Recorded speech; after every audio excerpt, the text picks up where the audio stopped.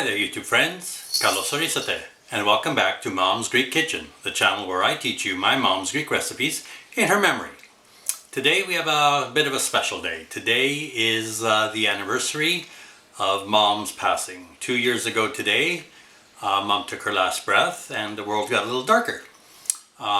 Today we're making something that is part of the Greek Orthodox funereal process. It's a food of memory, or I'm not sure how to describe it. It's called, where Mom comes from, it's called Sperna, and a more common name for it, and a name also used by other Orthodox, is Kolyva, or something similar to that. It is a preparation made with wheat berries and raisins and pomegranate and nuts and sweetener and sesame seeds. It is quite popular. In Greece, some restaurants will actually sell it as a dessert. So we are going to make this today. They make the Sperna or the Kolyva for the funeral. And it's presented, so the main, how do I say this? You make this once for the funeral, and it's highly decorated, and it's labeled with the deceased's initials, and it usually has a cross on it. It's taken to the funeral, and it is shared after the burial. During the burial, there's what they call a bitter or pikro koliva or pikro sperna. Pikro means bitter in Greek, and it's basically just boiled wheat grains in a bowl with a candle stuck in it, and this is scattered over the coffin in the grave. So both of those are required, and then you're supposed to actually make another memorial koliva, which are usually in a bowl and not decorated quite as extensively as the platter version, which I will show you today. And these are done 40 days, 3 months, 6 months, 9 months, a year, 2 years, and 3 years, and you can continue that if you'd like. They are presented at the church on the 3 Saturdays before Lent starts, I think, called Psychosabata or Soul Saturdays. And everybody who's lost anybody, which is everybody, will bring koliva to the church, and they will share it among the various attendants at that service. So Mom taught me how to make this because she wanted me to make it for her passing. And today, being 2 years later, I thought I would make it for the channel. Because this is a required, as far as I know, a required item at an Orthodox funeral, and less people know how to make it, and the bakeries and things are charging an exorbitant amount. So I thought if I showed people, somebody may need this in the future. Plus it's a way to remember Mom, and it's also tasty, so I like it. So I will show you how to make it. It is a long process. I started yesterday, and I finished it today. The wheat requires boiling until it's tender. The decoration is quite a process. So I'm hoping to show you a little of everything so that you can recreate it yourself. If you're going to make it for a funeral, the last part of this will be very important to you, to show you how to actually assemble it. The putting it together to eat as a dessert is actually relatively simple. It's just a few ingredients, but it all takes time to do. So let's go into the kitchen and I will show you how to put this together. See you soon. Bye-bye.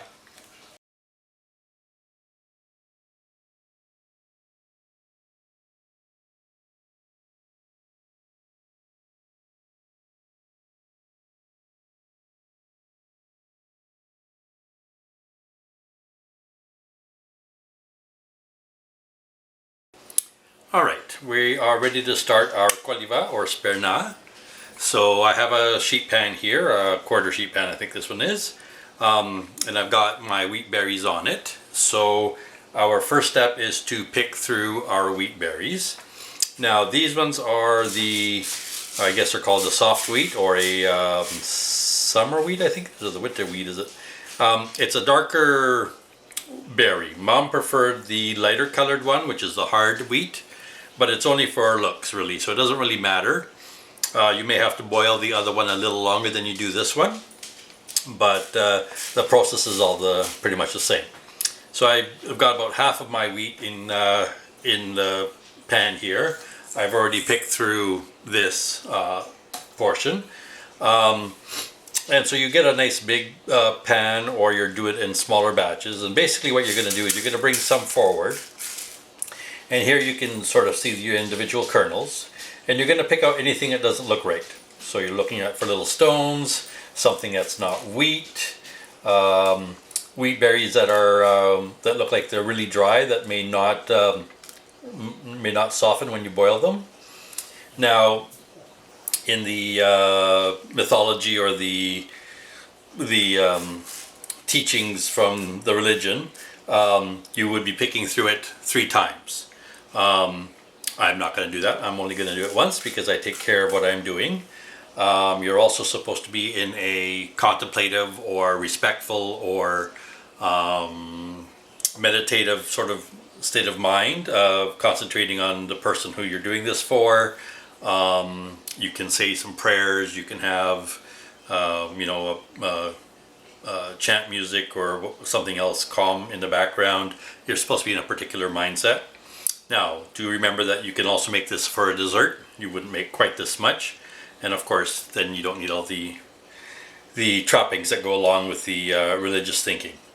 So from my first batch, this is what I picked through already.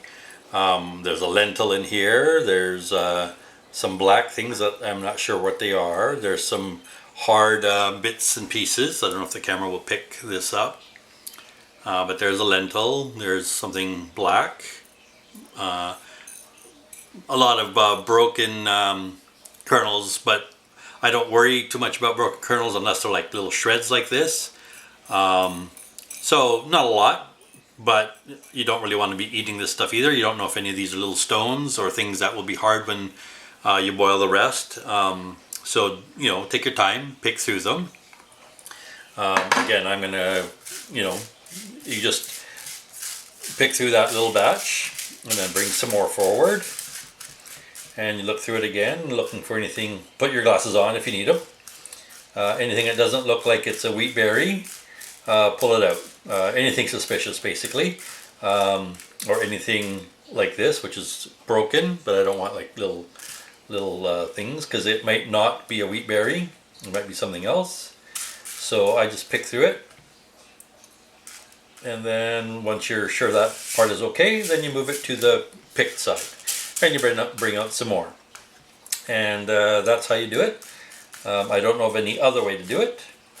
So I will continue to pick through this side. And then from my picked wheat berries, I will take 2 pounds. Or just under 1 kilogram. And we will continue, because I'm making a what you would normally make for at a memorial, at a funeral, basically. Like we said, you would bring one of these to the church for the funeral. You would also bring a smaller, less ornate version, usually, to 3 months, 6 months, 9 months, a year, 2 years, and 3 years after, as a memorial of the death.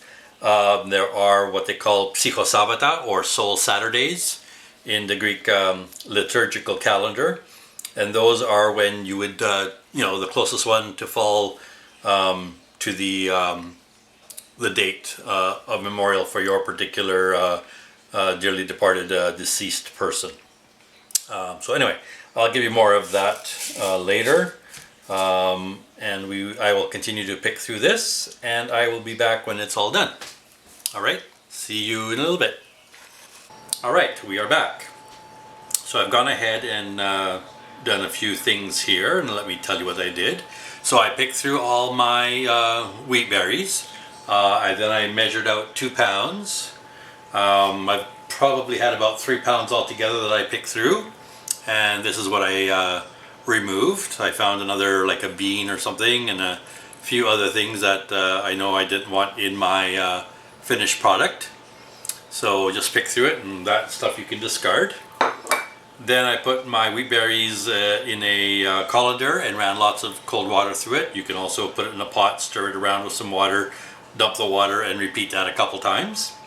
And now I have my wheat berries in my pot with about 3 or 4 inches of water above it, and I'm now going to bring it to a boil. And I'm going to boil it until it is tender. You don't want them to be very mushy. You don't want them to break apart. They will crack, and that's sort of when you know that they're done. I'm guessing it's going to take about an hour altogether for this kind of wheat. The harder wheat takes a little longer, I think. I remember Mom cooking hers for quite a while, but last time I did this, I think it was done within an hour. So I will give you a more precise time. I didn't actually time it last time, just from memory. If you have any floaters, they're pretty much dried out, and you don't want to eat those. So just pick them off. So now I'm pretty clean here. So all I've got is water and the wheat berries. Bring it to a boil. About 15-20 minutes after it's boiled, you want to add some salt. You don't want to add it at the very beginning because it makes the skins tough, which makes it take longer to boil. But you do want to season your wheat berries. So I will be back when we are at the point where we want to add salt. Alright, so I will see you then. Alright, it's been about 20 minutes. Our wheat is boiling. I brought it up to a full boil, and then I reduced the heat down to about a medium. And now I'm going to add my salt now. We want to season it. It's not a savory dish, but you don't want it to be bland either. So I'm going to add about 1.5 teaspoons. I'm going to give it a stir.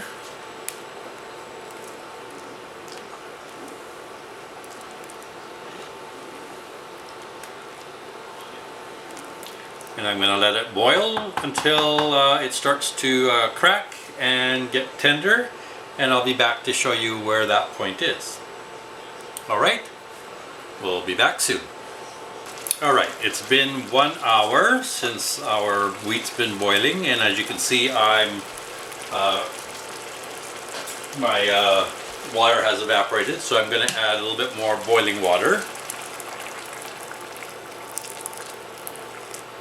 And we're going to go a little bit more because it's not quite done yet.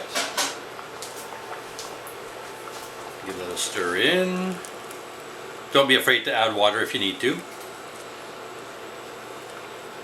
Let's see where we are actually. Yeah, not quite. It's still a bit crispy, crunchy, like partially cooked rice. So I'm going to go for another, I'm going to guess another 20 minutes, and I'll be back to see if that's enough. So far, 1 hour. Alright, see you soon. Alright, we're back. And I just tasted my wheat berries here, and they are tender. They have a little bit of a bite. I guess we can call it al dente, like we do for pasta. It's got a little bit of a bite, but not too firm. It's been exactly 2 hours and 10 minutes, I think it was. So now we're ready for our next step. So I'm going to turn off my burner here. So as you can see, it's doubled, maybe even tripled in size from where it was. Now we are going to strain it very well, and we're going to run lots of cold water through it to stop the cooking and to clean off the liquid, because this liquid is actually quite sticky. My mom would save this liquid because my dad loved to drink it. It's quite nourishing. It's salty because of the salt in the water. It gets creamy as it cools. You could turn it into a dessert, but for us, we are going to drain it and discard it because I don't need it. And I will be back to show you what we do after that. So, like I said, we're going to drain it completely. We're going to rinse it extremely well so that it is basically clean, cold wheat berries with none of the starch from the liquid. Alright, so I'll be back to show you what that looks like in a minute. Right, we're back for our next step. So, as you can see, I've lined my counter, my bench, with a clean tablecloth. You can use a sheet. You can use a towel. I don't recommend like a bath towel. They're a little too fuzzy, and the wheat tends to stick no matter what. I've drained it really well. I rinsed it with cold water till there's no heat left in the kernels themselves. So it's all nice and cold. It's all as clean as I can get it. I've got it sitting here in my colander and draining as much as I can out before I start spreading it. Once it's dry-ish, or drained I should say, we are going to spread it out onto our tablecloth here. This one is a polyester tablecloth, so it doesn't stick as much as the cotton or a sheet would, but it still will stick. It just takes a little bit of perseverance to get the wheat off later. It's not hard, it sticks, so you have to scrape it to get it to the middle. So I will show you that. So I'm going to take my wheat now, and I'm going to basically just dump it in the middle of my tablecloth. And get rid of this. And now you're going to try and spread this out into a single layer as much as possible. Because what we're trying to do now is we're trying to dry most of the moisture out of the wheat. Now that it's edible, we want to dry it out. Not as dry as it was, of course. We still want it kind of moist, but just the moistness that's inside the wheat kernel. So keep spreading it until you get sort of like a single layer. You don't want to have too much overlap because then it won't dry out. And you want it to dry out as quickly, or relatively as quickly as possible. You don't want this to take more than, say, 12 hours or so, because we don't want any mold to start growing on our wheat. So we just want it to dry out. Fold, so I'm gonna be careful there. Try not to scatter it all over your floor. You just want a nice even layer. Just take your time, spread it out. Hopefully you have a place where it won't be disturbed, because you're going to basically leave this, like I said, probably overnight, which is what I'm doing.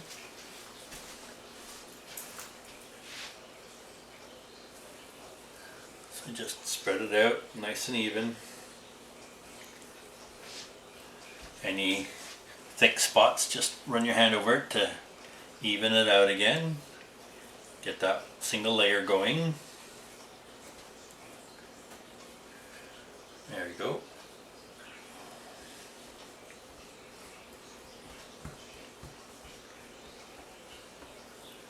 Now, if you have time, or depending on what time of day you've done this, we're not going to cover it with another layer. I'm just going to double my tablecloth over because it's big enough. If you don't have a big enough whatever you have on the bottom, put another fabric on top to keep from dust and bugs and hair and whatever else from falling onto your wheat. But if you have the time, or depending on what time of day you've done this, come back in an hour or two and just rub the wheat again so that it all separates and breaks up again if you have any clumps. Basically stirring it makes it dry a little faster and more evenly. For me, it's almost midnight here, so I'm not going to be doing that. I'm going to just layer it out, put the other half of the tablecloth on top, and leave it till I come back from work tomorrow. So that will be, let's see, about 17 hours. So that should be just fine.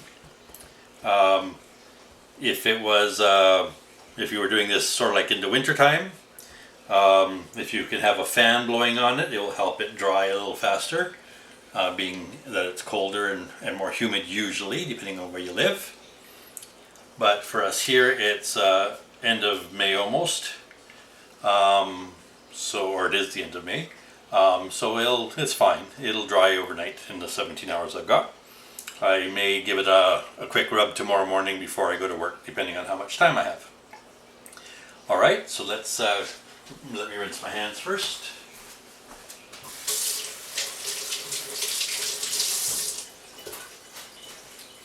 And now we're just going to grab the tablecloth and we're going to cover it so that it stays nice and neat and clean and prevents anything from contaminating our wheat berries. Don't need the receipt. Thank you. Alright. And that's it for tonight. So I will see you tomorrow evening and we will finish our Sperna or Kolyva. Alright, we are back. It's the next day. So it's about, it's been about 18 hours since our wheat's been put out to dry. And as you can see, it's nice and dry now, or drier. It's still damp. It'll never get that dry overnight, unless you've got a really warm climate, warm and dry climate. So we're just going to gather it. Be careful near the edges, because as you go, as you rub your hand on it, they'll pop and they'll go and land on the floor. So you just want to tuck them into the middle. You'll see that they do stick to the tablecloth a little bit. Just run your hand over it, and if it's a polyester one, it tends to come off pretty easy. If it's cotton or another natural material, it may stick a little bit more, which is why I use the, but as you can see, even on here, it does stick some. So you just have to just pick it off. Just the starch from the wheat that's holding it onto the fabric.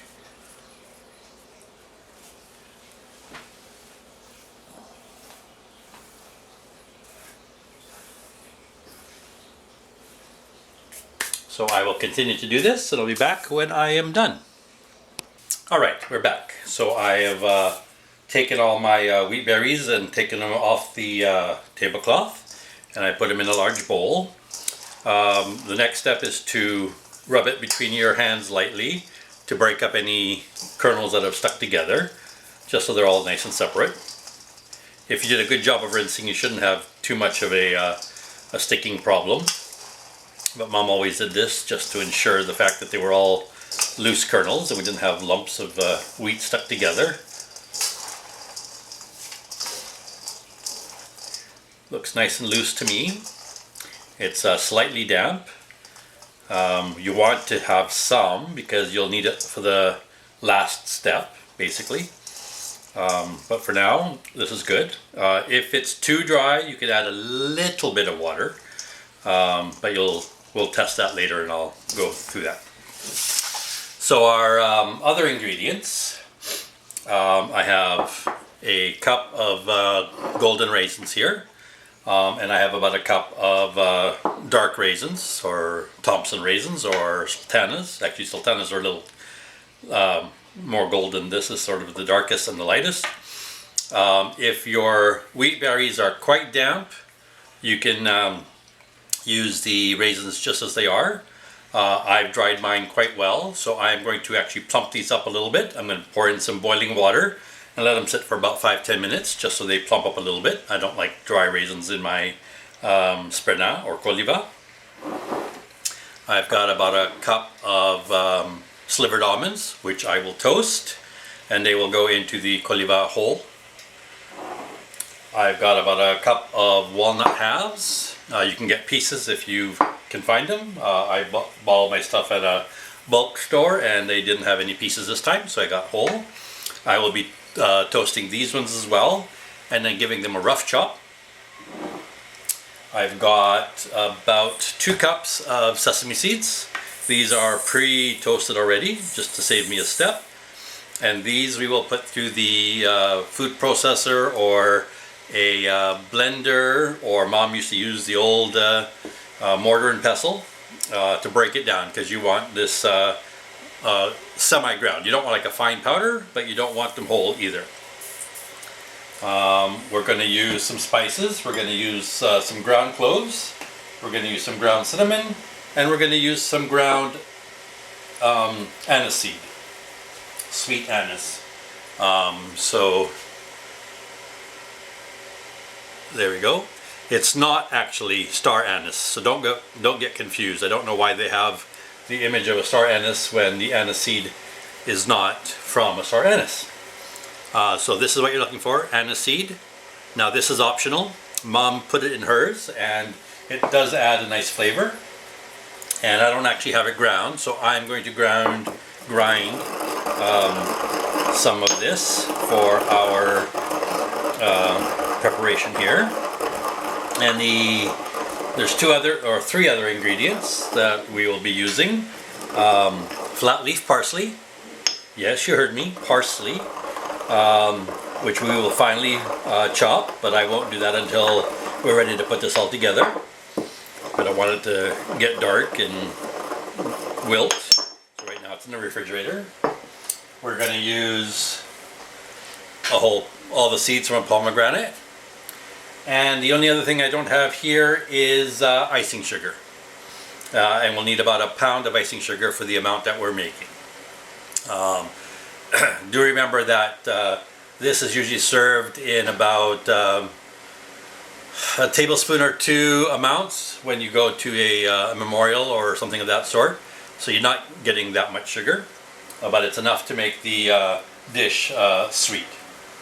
Okay, so I'm gonna go ahead, put the water in my raisins, toast the nuts, chop the nuts, grind the sesame seeds, seed the pomegranate, chop my parsley, and I will be back for our next step when we put the mixture together.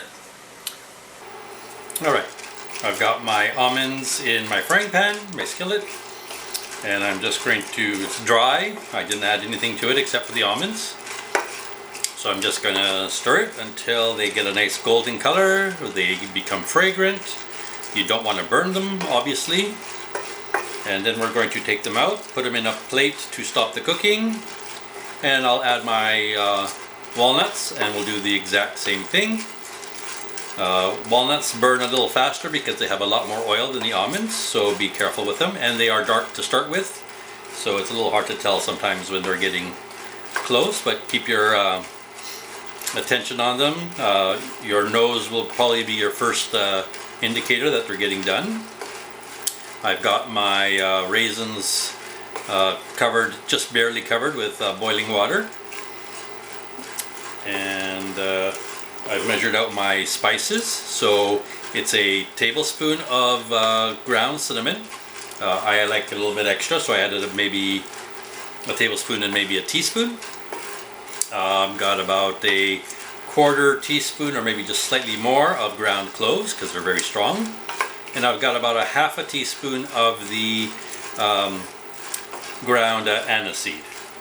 Now, depending on how much salt you added to the boiling water when you boiled the wheat kernels. Taste it and see if it requires some salt. Mom's recipe called for a teaspoon of salt, so I will add that if I need it, but I will be showing you how to taste this as you go, so you end up with a product that you like the flavor of. Now remember, this is used as a religious offering, I guess it's called, that I'm not sure, but what the actual term for this would be.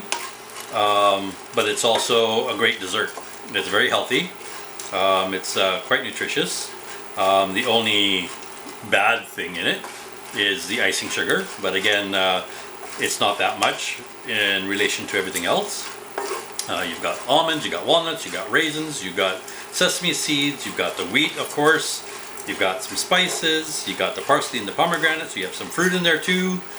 Fresh fruit, I should say, because the raisins are fruit. We're almost done with our almonds here. Now the nuts give a really nice flavor to this.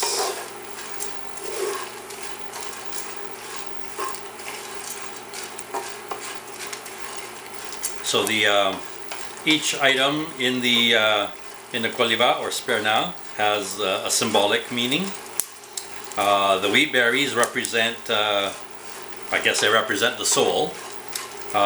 You have to plant or bury the wheat kernel for it to be reborn, just like a human soul has to be buried before it can be reborn into heaven, I think is the thinking behind that. The nuts represent wealth. The raisins represent the sweetness of life. The parsley represents the green fields of heaven. And the pomegranate has been known since antiquity as the fruit of the dead, or the fruit of remembrance. So I think that's why they use the pomegranate. And then the spices they don't really have. So there's our almonds. Just take them off so they don't they stop cooking and they don't burn. Now we'll start with our almonds, or our walnuts, sorry. Yes, start.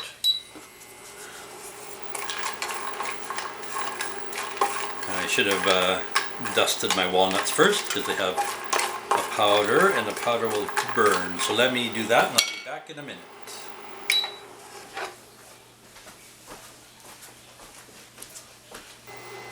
Alright, there we are. So I just put them in a large mesh strainer and shook it so that most of the powder that you can get from the nuts has been removed. Otherwise it will burn and it will give an off flavor. So again, walnuts don't take too long.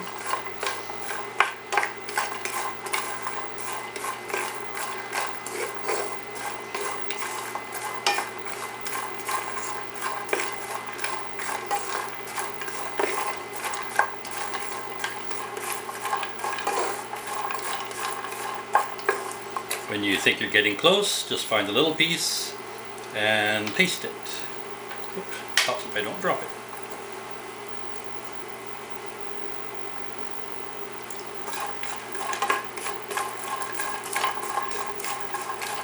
Almost.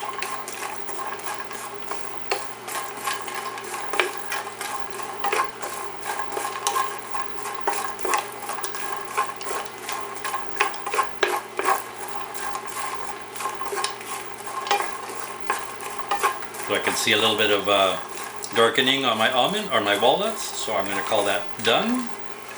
Again, I don't want them to burn. And I am going to throw in my sesame seeds and just give them a quick toast. They're mostly done, but I want to have that flavor refreshed. Don't do it too long unless you're starting from scratch. If you're starting with raw sesame seeds, it'll take you a bit. And again, you want a nice warm golden color. You don't want them burnt.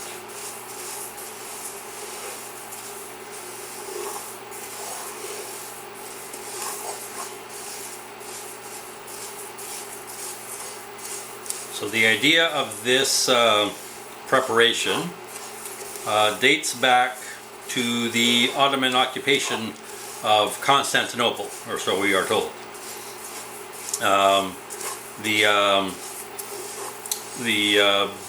think he was the bishop of Constantinople at the time, or archbishop, I'm not sure which, had a prophetic dream that the Ottomans would be coming to the market and they would be sprinkling blood on all the produce and the meats and all that kind of stuff. And I think this was supposed to be at Easter time. So Greeks are doing fasting. They don't have any animal products during the 40 days before Easter. Same with Christmas and other holidays. I'm not sure which ones they do that for. And anyway, so he had this dream that they were going to come and desecrate all the food, so they couldn't eat it.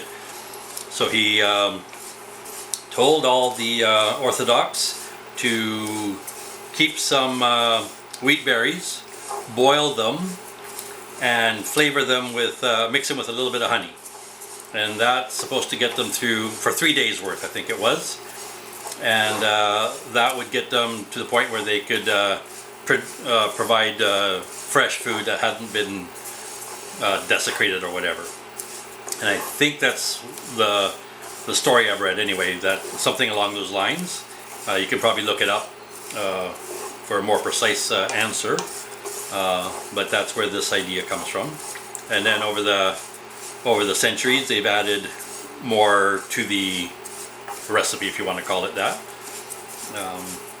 until we have what we have today. So in my mom's area of Greece, they call it Sperna, and other places they call it Kolyva. And all the Orthodox, as far as I know, use this idea. In the monasteries and things of that sort, they are extremely highly decorated, using colored sugar and stuff like that to actually reproduce icons and things of that sort. We're going to get a little fancy, but not going to get that fancy. Alright, that's hot enough here.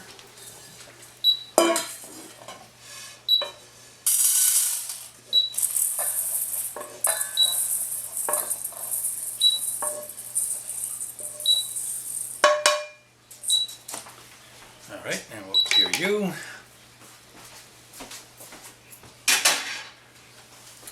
Alright, so my raisins have pretty well soaked now. I'm going to drain them well, both of them. I am going to grind my sesame seeds, and I'm going to chop my walnuts and a few other things, and we will be back when we're ready to put it together. Alright, we are back. So, I've got my wheat berries all nice and ready. I've chopped up our walnuts so they're fine, not like really fine, but you know, chunks like this. I've got my toasted almonds. I've chopped up a bunch of parsley, flat leaf. I probably won't use all of this. I've picked through my pomegranate. So just to show you, we want to get rid of all of these little white things because they are bitter. So pick through it after you, or be careful when you're picking through. I tend to just pick them through, and then I'll pick out the white bits. Alright, so I'll do that later. I've taken my sesame seeds and I put them through the food processor, so you can see it's quite fine now. Not like a powder, but finely broken up. I've got my spices organized. Here are my soaked raisins, and due to that they're going to be a little damp, so I'm just going to take a paper towel and just run it through a couple times, rub them down a bit to get rid of some of that extra moisture. We don't want too much moisture in the mix, and I will tell you why in a minute. Part of the secret for this, oops, I saw a stem. There it is. Alright. Just to get rid of any, you know, sort of surface moisture. So it does take out quite a bit. So now we are ready to put this all together, or at least our first step. So basically we're just going to dump everything in. So there's the walnuts, there's the almonds, there's my raisins. I'm going to put in half of the parsley now. I'm putting in all my spices, so like I said, about a tablespoon or so of cinnamon, a quarter teaspoon of the ground cloves, and about half a teaspoon of the allspice, anise seed. And we don't put in the sesame seeds now, and I haven't had a chance to pick through my pomegranate, so let me put you on pause for a second because I forgot to do that. Alright, I'm back. I picked through my pomegranate and I got rid of the majority of the white bits. There, you may miss one or two here and there, but it's not a big deal. So we're going to add that in and pick off any more that didn't come to the surface when you shake it. Good enough. Alright, so that's all the ingredients that are going in for now. Just get a nice big mix.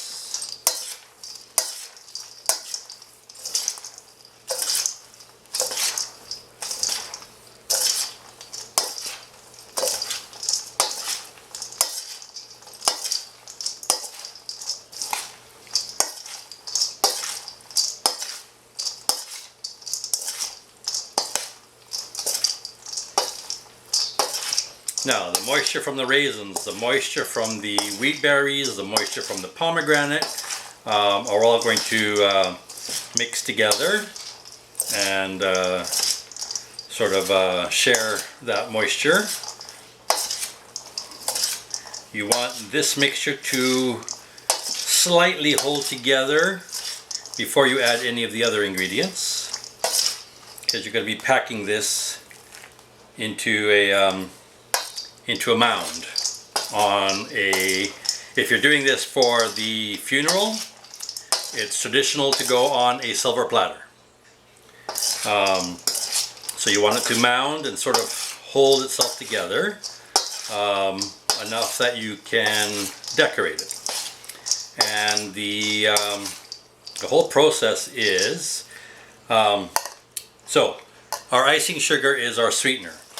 But if you put icing sugar on anything that's damp, the moisture from the whatever's damp, in this case this mixture, will seep into the icing sugar, and the icing sugar will of course start to dissolve and not look very pretty, obviously. So we need a barrier between this mixture and the icing sugar, which is our last layer minus any decorations. So the barrier is the sesame seeds. The sesame seeds are dry and they have enough of a fat content in the oils to make a barrier between the very thirsty icing sugar and the mixture below. So we're going to put this on a platter, like I said. We're going to mound it into a nice pleasing shape. We are then going to cover it with the ground sesame seeds. We're going to pack it down so the sesame seeds are nice and firm, not loose. And then we're going to coat that in a nice thick layer of icing sugar. And then we're going to pack the icing sugar down so it's nice and smooth. And then we're going to decorate the icing sugar. If this is a follow-up, i.e. not for the funeral, it's usually brought in a large ornate bowl. So you only have like a flat surface to deal with, but it's the same idea. You fill the bowl with your mixture. You'll put a nice thick layer of icing or sesame seeds on top, and on top of that you put the icing sugar. Now, in some recipes I've seen online, they use like breadcrumbs instead of the sesame seeds, which I guess is a cheaper way of doing it, and you probably add some sesame seeds to the mixture instead. But Mom's does not have any breadcrumbs, and Mom's is all sesame seeds. So the flavor of this is all of this with a good helping of sesame seed, and then sweetened with the icing sugar. So this point, where we are now, is at the point where you want to taste it. Because once you're ready to go, you can't add anything to this because you're going to be covered with icing sugar and the sesame seeds.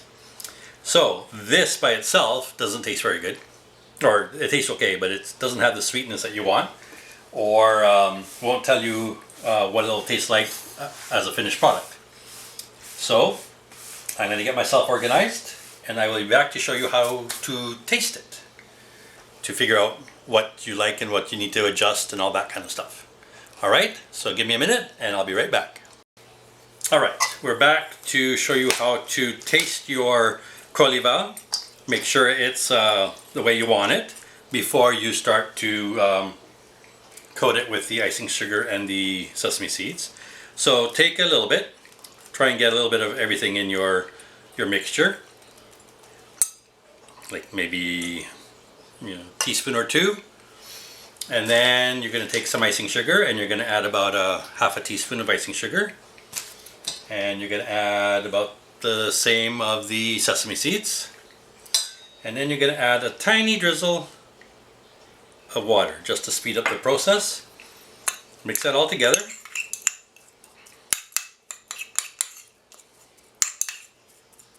Just so the icing sugar has enough liquid to dissolve. You don't want it soupy, you just want it moist. You'll probably have a little bit more liquid in the mixture here than it will when it's done, like from the original mixture, but this allows you to taste it right away. So just take a spoonful.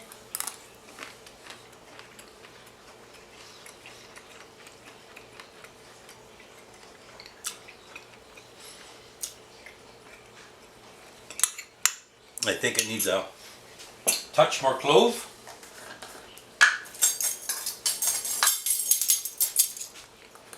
So I'm adding a quarter teaspoon. I'm going to add the last little bit of anise seed I have, which is only another, maybe an eighth of a teaspoon in here. I'm going to sprinkle a bit more cinnamon. And I'm going to add a little bit of the salt. Remember that we had that half a teaspoon. That should do us. Give that another mix.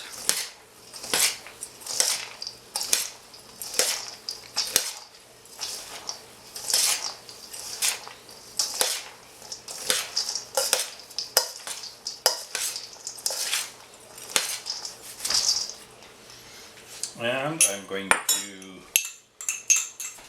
dump this out.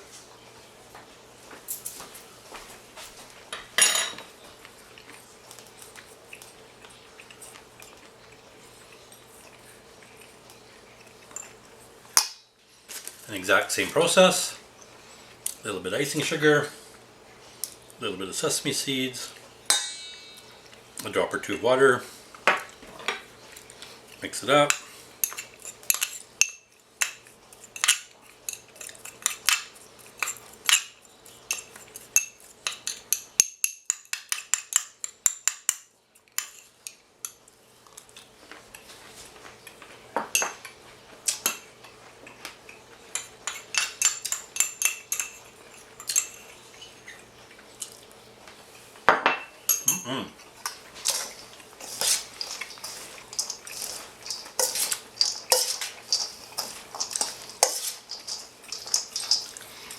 Yeah, I think that's pretty good.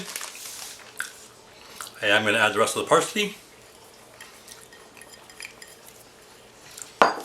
And just a titch more, another maybe a quarter teaspoon of the cloves, and another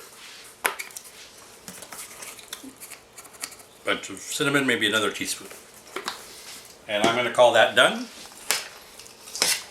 And I'm going to give it a good mix again. And I'm going to be back when we're ready to do the final assembly. Now, if you're going to do this as a dessert at home, you can make it up to this point. Mom used to keep it in Ziploc bags. She wouldn't make quite this much, of course. She would only make it for the family. So maybe a couple of cups of the wheat berries, and then all the other ingredients in proportion. And so she would make it to this a point, and then just like we did with the, she would mix the sesame seeds in though, but when we were ready to eat it, she would mix it with the icing sugar and a little bit of liquid, and we would be ready to eat, because it keeps this way really well. But once the sugar goes in, it can start to ferment. So this is it keeps well in this dry stage or in this moist stage here, as long as the icing sugar is not in it. And that will keep for a good week at least. Keep it nice and cold, keep it airtight, and then just add the icing sugar as you need it. Alright, so I will see you when we're ready for our next step. Alright, we're ready to start assembling our final presentation. So like I said, this is I'm recreating basically the one I made for Mom 2 years ago. This is the platter I used.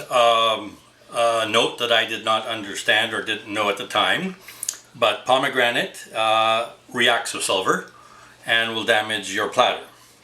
So I'm going to be lining this with some parchment paper. You could probably use like a plastic wrap or something of that sort. I just think the parchment paper will be a nicer presentation on the platter. I'm sure you can use paper doilies to line it.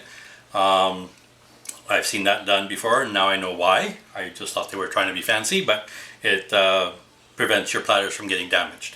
So I will get my parchment out, I will cut a piece to fit, and then we will continue from there.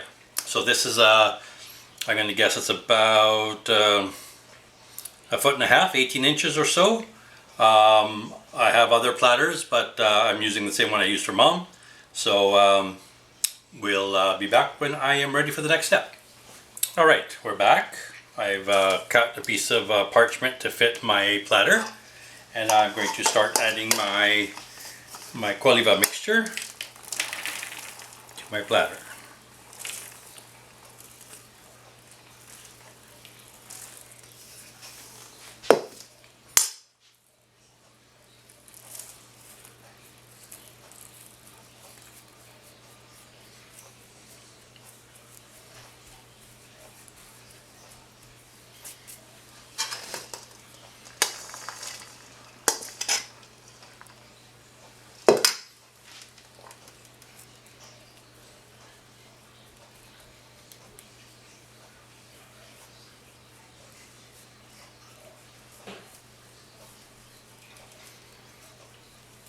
I'm just packing it down. I'm trying to give it a nice shape as I go.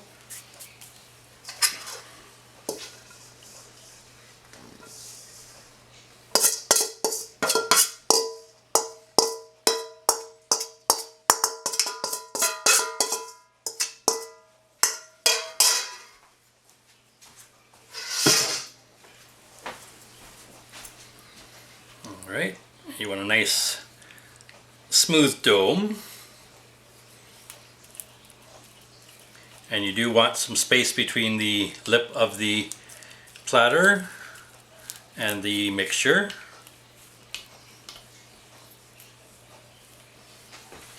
Because you still have the sesame seeds and the icing sugar to go on top.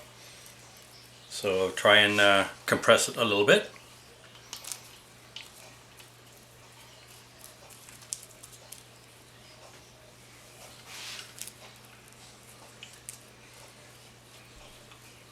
If you need to bring it up to give yourself some room, go ahead and do that. If you've got pomegranate seeds next to silver, try and move them again away from the silver so you don't damage your platter.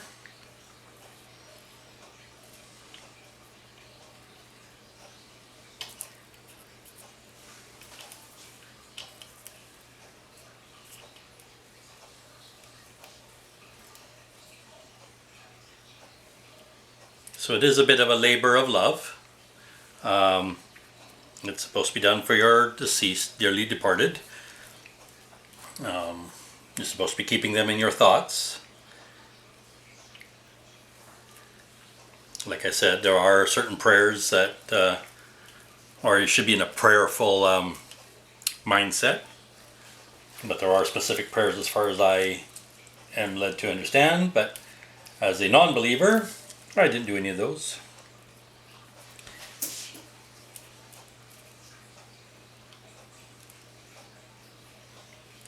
But I did have permission from the priest.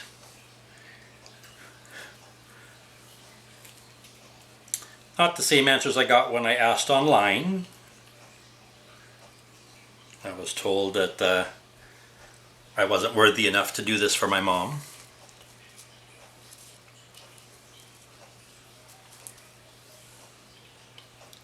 But I was told by the priest, as long as it's done from the heart, he will be blessing it anyway, so it doesn't really matter.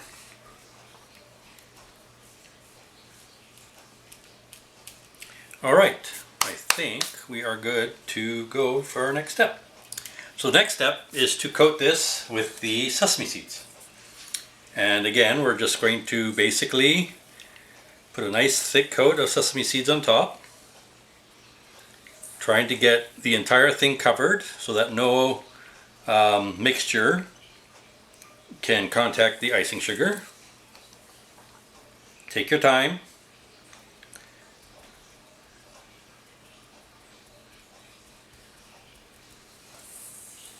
You can't put on too much, so don't worry about it.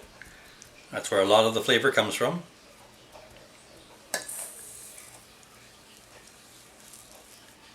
When you get near the bottom, press it, or down the slope I should say, give it a good press to embed that sesame seeds into the mixture.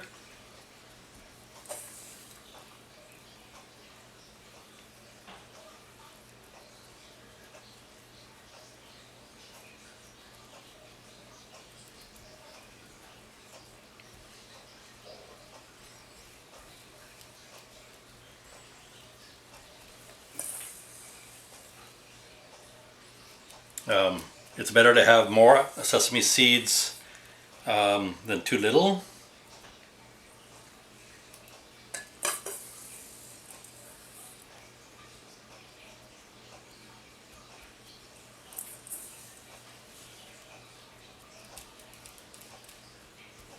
Now I'm not going to be quite as careful with this as I would for the one that would go to the church, since this is not going to be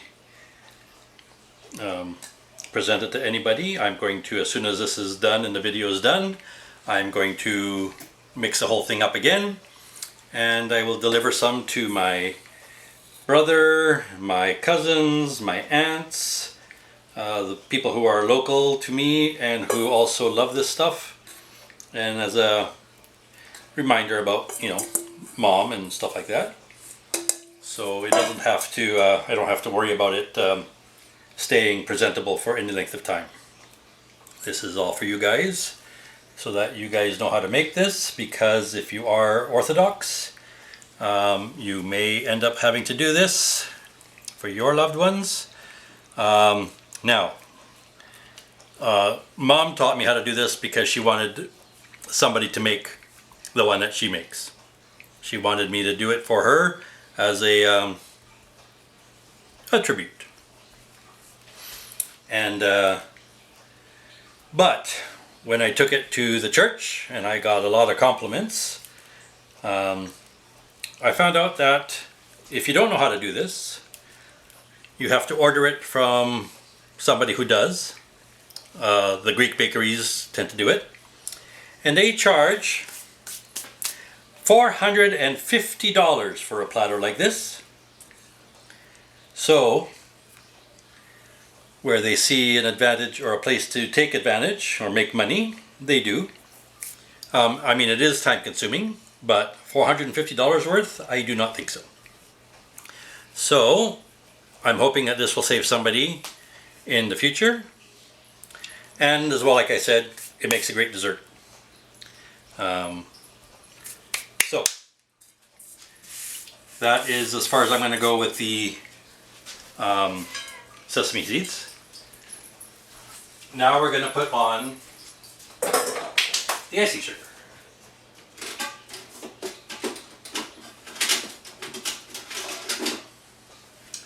And the icing sugar you're going to put on with a, to start, you're going to put on with the a sifter or a sieve or something of that sort. So just load up your icing sugar into a wide mesh, well not too wide mesh, but a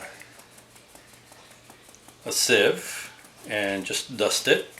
You're going to be putting on lots, so just take your time. You want a good heavy coating, because this is where all the sweetness comes from. It takes about a bag of icing sugar, pound and a half, 2 pounds or so. I would say like a ½ inch all the way around. Now it's going to make a mess because I'm on the corner of my island here, but that's where the camera works best for this, so I'll just have to clean up later.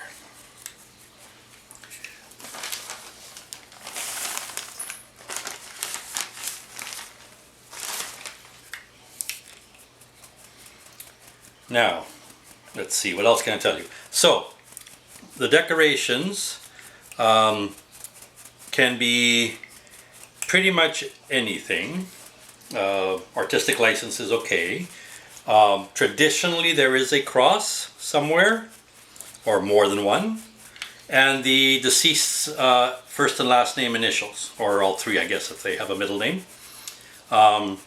You can use anything that is on the inside as a decoration on the outside. So I've seen one of my ones that I remember.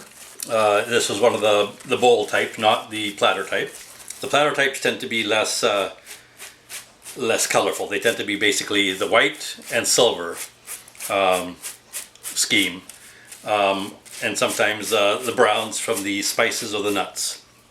So, but when I saw that was a bowl, the person had done a Star of David. I don't understand why it was a Star of David, but anyway. And each section was a different filling ingredient. So in one triangle it was the pomegranate seeds, in another one it was the parsley, in another it was the dark raisins, in another it was the light raisins, one it was nuts, and so on. It was actually quite striking. It was very well done.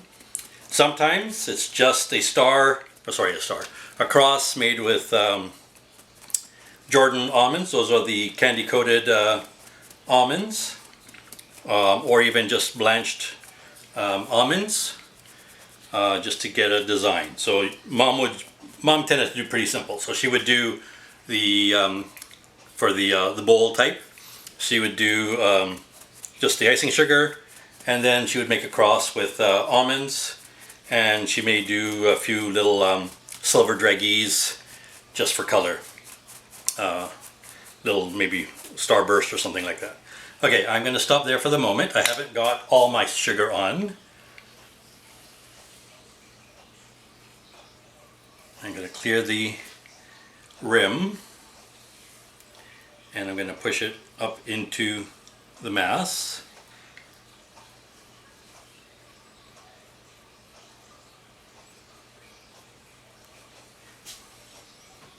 Okay. Now here's a little secret.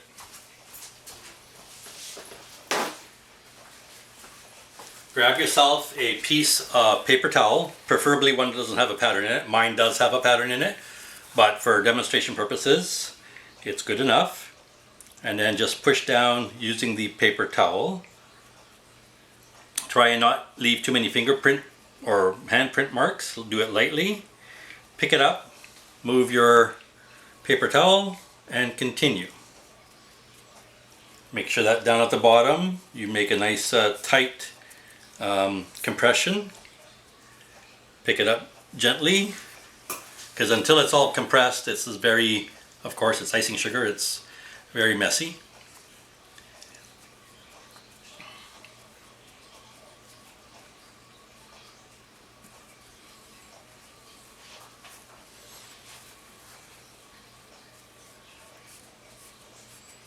and just keep overlapping to get rid of any paper towel marks.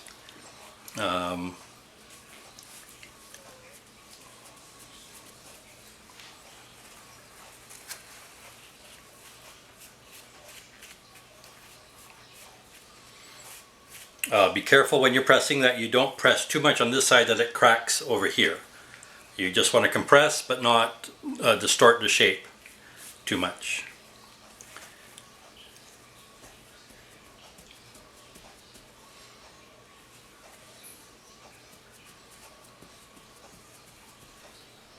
Now again, be careful because see, it's still very it's easily marked. It's not very forgiving.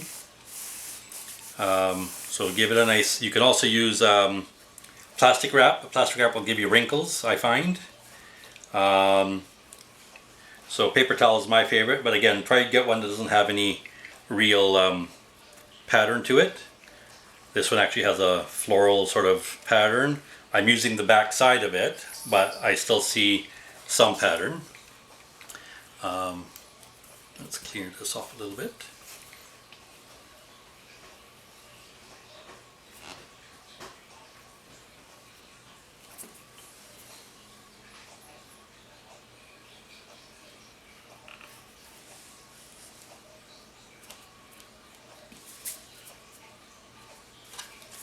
Okay, so now I'm going to give it another light dusting.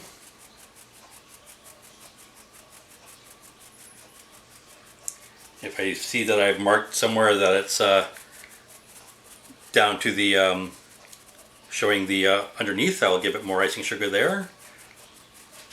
Take your time, be as nice and neat as you can, and keep adding icing sugar.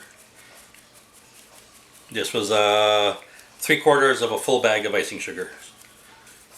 And I got lumps, so let's break some of these up here.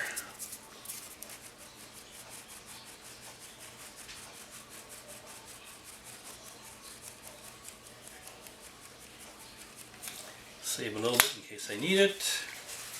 And you do the whole thing over again.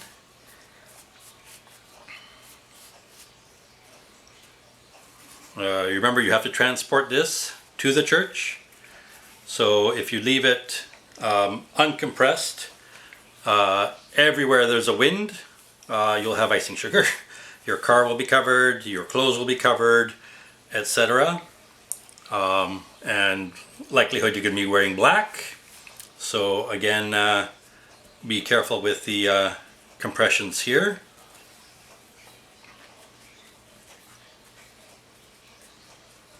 The bowl type is much easier to transport, of course. You can put a piece of saran or something on top or some kind of lid, but it's kind of hard to cover this without damaging any of the decorations. So you sort of have to do it, it sort of has to go uncovered and as is. So again, you want to make it easy to transport, attractive, and have the proper decorations on it. So I'm going to show you a couple different things to help you decorate if you have to. Again, you can be as simple like this with initials made out of Dragese or Jordan almonds or something of that sort is enough. That's all that's sort of required. A cross and the initials. Mine for Mom didn't have a cross per se, but I did a diaper pattern on the whole thing, and I will show you what I mean in a minute.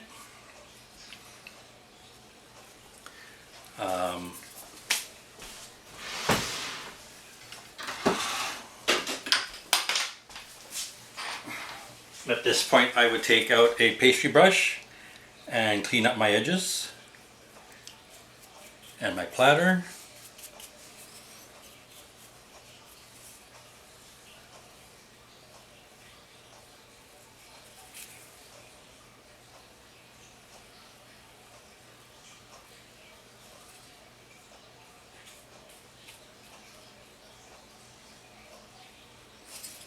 Okay, I'll move this out of the way for a moment. Try and get a sturdy platter, because if it's one that bends too much, your design will get cracked.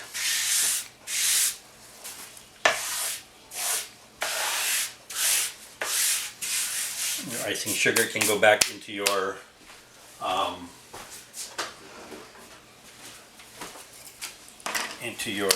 whatchamacallit, your strainer. Because you may need a little bit more to touch up any boo-boos.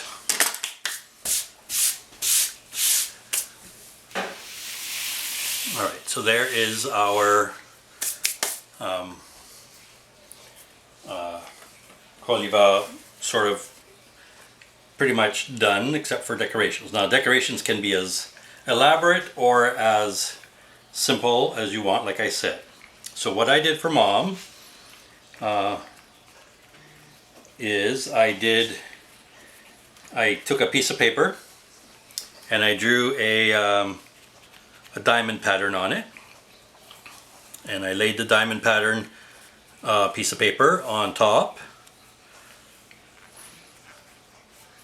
like this. Let's pretend this is the excuse me, the paper with the diamond pattern on it. And then I took a large knife and I followed my lines. This won't be even because I'm doing it just by eye, but if you had your grid line measured out nicely, that should be enough. And then the other way.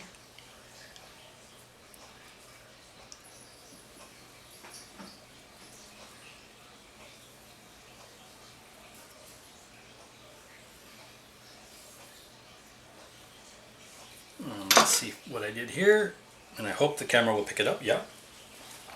So there, you can see the diamond pattern.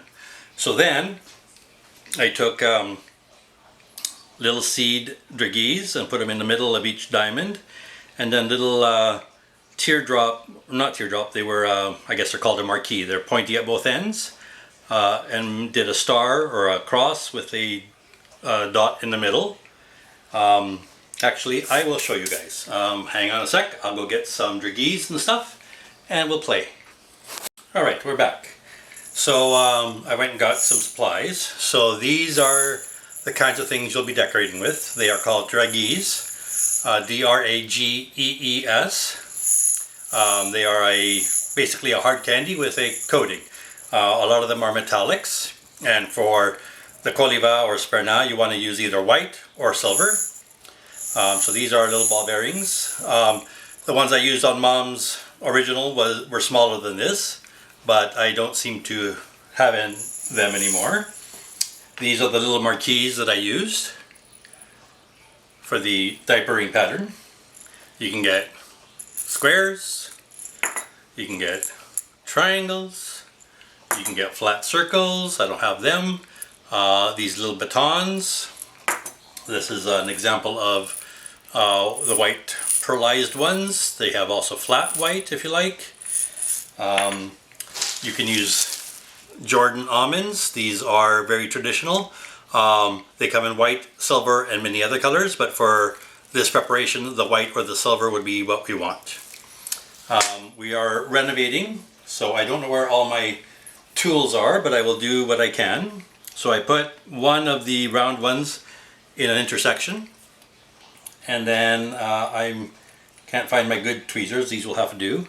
And then I took one of the marquees and I put it there, and then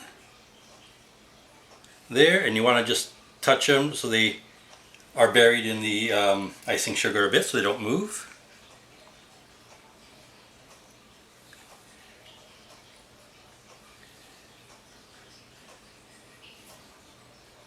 So that's the pattern. So then I would take another ball. Now you can create any pattern you want. This is just what I used. I played with a bunch of them. I just took a paper towel so they don't go sliding around, and try different patterns. You do not have to do a diaper pattern. I'm a little extra, as they say. And so I decided to, this was my my nod towards a cross. I didn't want to put a big gaudy cross on top. So this is my Greek cross. Oops. And you got to be a little careful with how you place them. My other tweezers have a long pointy tip, so I could do a better job of placing them, and you will get runaways.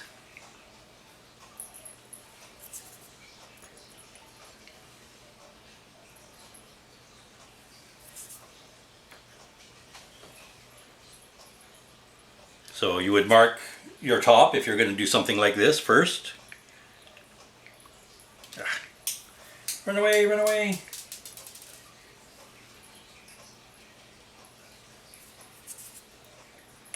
And I'd be more careful if I was doing this for presentation, but I'm just showing you as an example. So imagine that all over the top. And then I think I had the, let's see, where will you see it better? I think here. So I had these long bars and a triangle I think I had to do a border around the edge.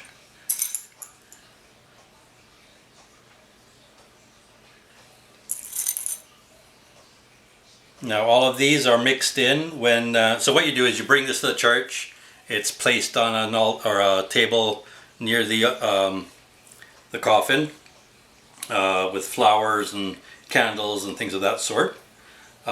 It's blessed and all that kind of stuff, and then it's taken downstairs to the reception hall where the ladies who are doing the tea service or whatever you're having done will take it, and they will basically dump it into a bowl, mix it all together, and then portion it out into, actually they use brown paper bags, and they put a plastic teaspoon inside, and that's how it's given out. That's been ever since I was a little kid, they've done that. So no use yelling about food safety and all that kind of stuff. So can you, I don't know if you can see that, can you? Yeah, okay. So just a little border there. It can be anything. And then for the initials, I still have the one I made for Mom. The silver druggies have tarnished, but this is Mom's MK, which were her initials. So it's a fondant base and letters. So I cut them out. Excuse me. And then these are the silver druggy balls, the same little what do we call them? Excuse me, marquees in the center, all the way around, white and silver balls alternating, and these are the little tiny silver balls and white balls to make a border. I don't know if I'll bring it up close and see if you guys can see it. Nice and close. And then that was placed in the center of the Kolyva. Oops. Let's not spill all, you guys. Let's get that in camera. So you'd have the diaper pattern all over. You have the border, whichever you want. I think I actually had a slightly fancier border than this. I don't remember exactly now. It's been 2 years. You can't really see the diaper pattern since I covered it. So let's put it there for now. And so you had little pops of silver. This was shiny, remember? These were not tarnished like this. I kept it as a keepsake. So yeah, so that is your Kolyva or Sperna. So I'm going to now, I am recording, yes, good, so I haven't lost all that work. I'm just going to clean up this a bit here.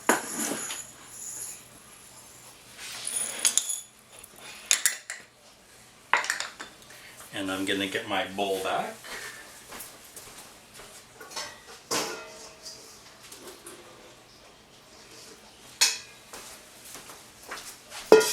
And I'll show you what it looks like when it's all mixed together.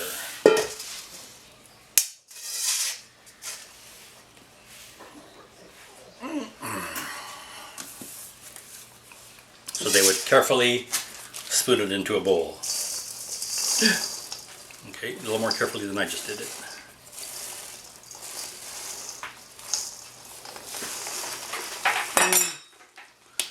Yeah, the paper is makes it kind of slidey.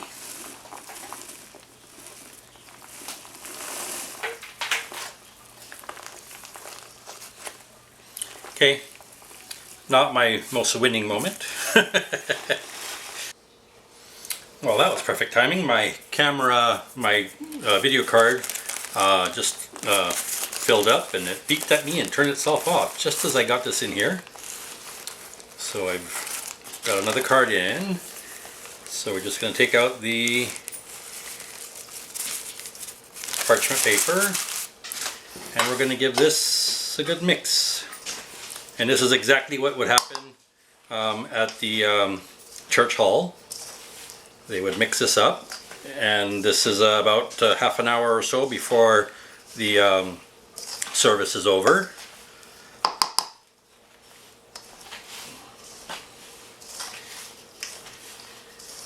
And then, actually, I lied. Sorry, take that back. So this is like I said, at the funeral. It's sitting on the table while the funeral is happening. After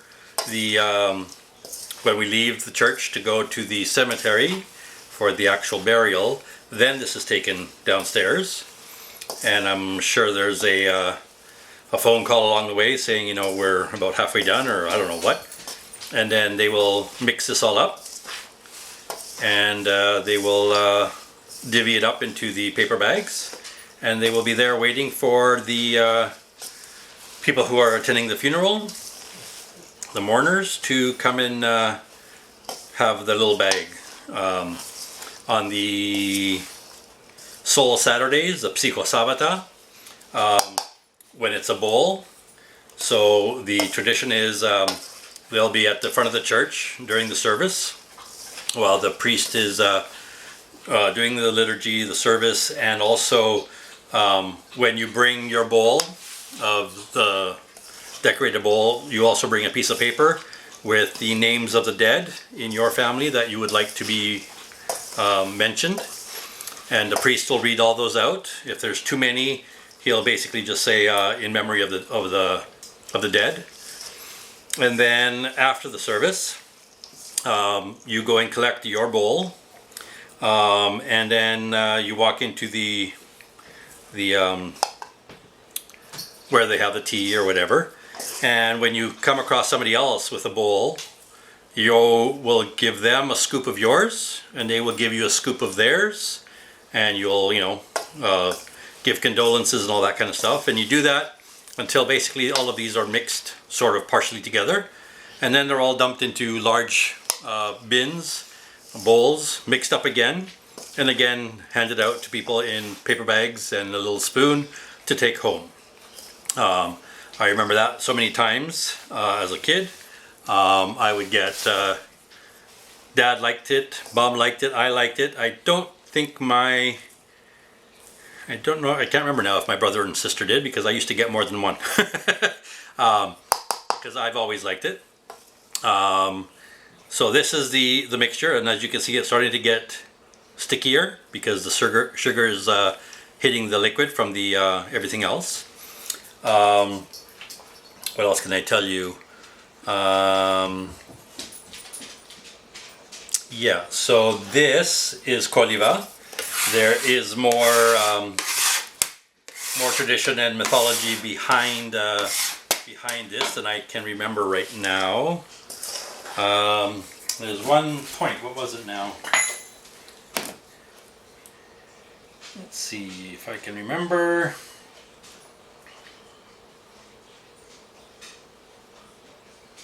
Oh, yes. When you receive your baggie, or when you are trading scoop for scoop with everybody, you don't say thank you. You say O Theos naton sichorisi, or Tin sichorisi, which means may God forgive them. I guess speaking to the dearly departed. So basically it's a hope that they are forgiven and they are in heaven versus the other place. And that is what I wanted to say. So I hope you got something out of this video. I hope it helps somebody down the road who may have to prepare this for a loved one if they are Orthodox. Like I said, it actually tastes really good. So if you want to make it as a dessert, again, you don't need to make quite this much. I wanted to show you the entire process. This is Mom's recipe, so I wanted to live on. And today, like I said, marks 2 years exactly since she passed away. So it's another memorial for her. And yeah, so I hope you enjoyed it. Please give me a thumbs up and subscribe if you haven't. Ring that bell. And I will see you next time. Take care. Have a lovely day. Bye-bye.